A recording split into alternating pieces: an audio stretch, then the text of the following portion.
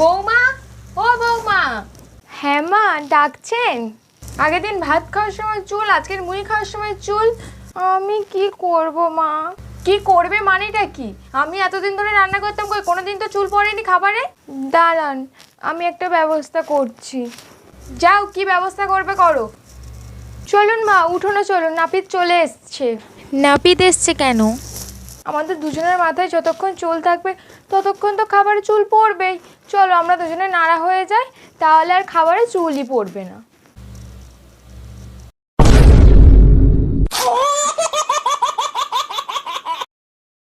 এই টাকাটা ধরো আর নাপিতকে বলো চলে যেতে। আচ্ছা মা। ও বৌমা। হ্যাঁ মা, বলুন। আমি ছাদে গেলাম জামা কাপড়গুলো মেলতে, গ্যাসে দুধটা বসানো আছে। তুমি একটু দুধটাকে দেখবে তো? আচ্ছা মা, আমি দুধটাকে দেখছি। এ কি বৌমা, দুধ তো উতলে পুরো পুরো কালো হয়ে গেছে। তুমি গ্যাসটা অফ করোনি?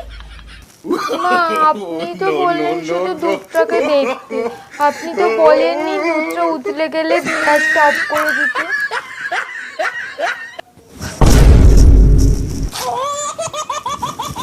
এই মেয়েটা নিয়ে কি যে হবে কে জানে।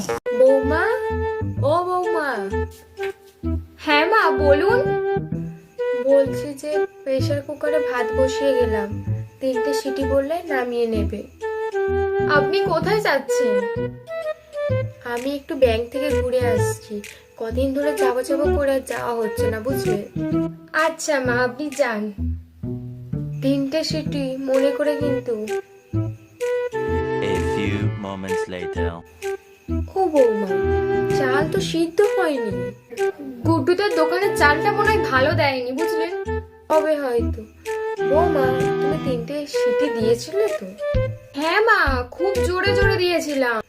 তা বৌমা, কেমন করে 3টে সিটি দিয়েছিলে? এই তো মা, এমন করে।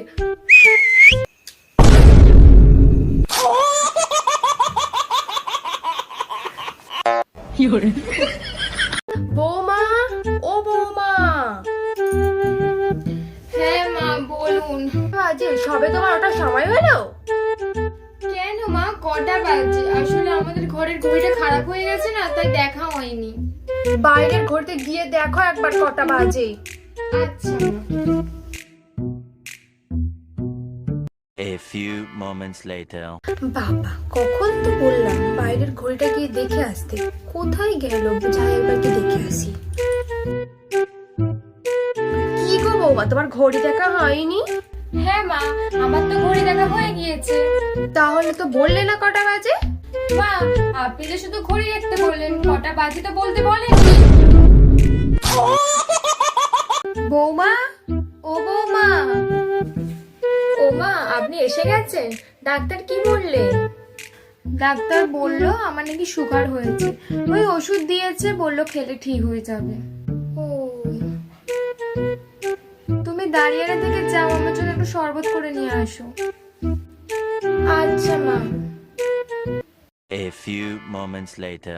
আমাকে একটু চিনি দিন তো। আমি চিনি কোথা থেকে পাবো?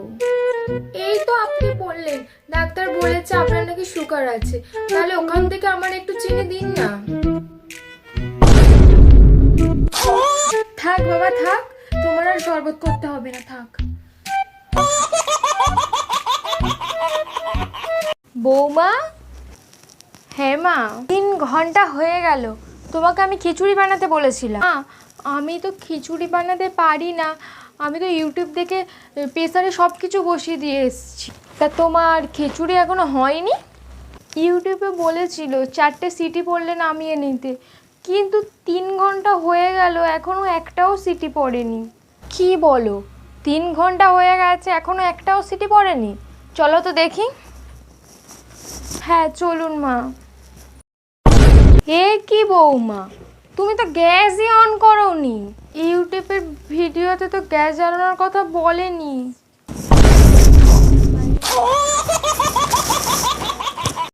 সবকিছু লেখা হয়ে গিয়েছে বৌমা, এবার পুজোর ভোগের জন্য একটা ঠাকুর ডাকতে হবে। ঠাকুরের কি দরকার মা, আপনি জানেন আমি আমাদের পাড়ার পুজোর সময় কত লোকের জন্য ভোগ রান্না করেছি। তা ভোগ নিয়ে তো পাড়ার লোকের হইচই কাণ্ড। তুমি এত ভালো রেঁধেছিলে? হ্যাঁ ভালো হয়েছিল, শুধু একটু পুড়ে গিয়েছিল। খিচুড়িটা পুড়ে গিয়েছিল? খিচুড়িটা পোড়েনি, শুধু একটু প্যান্ডেলটা পুড়ে গিয়েছিল। কি সর্বনেশে কাণ্ড। এই তুমি না প্রেসার কুকারে ভাত বসিয়ে দিয়ে এসেছিলে? হ্যাঁ 2.5 ঘন্টা হতে যায় মা। চলো চলো তো দেখি। বাবা পিছনেটা কি ফুটছে তখন থেকে?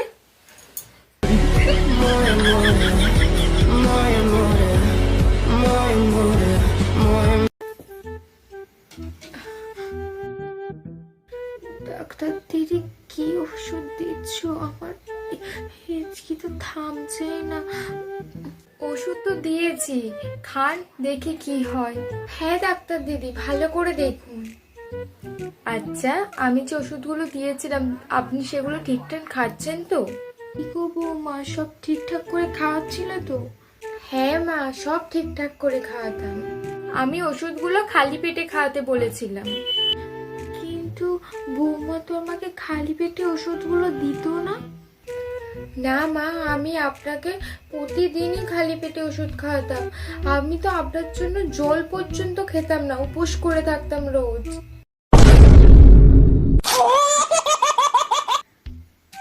এই বৌমা আমাকে একদিন ঠিক মেরেই ফেলবে।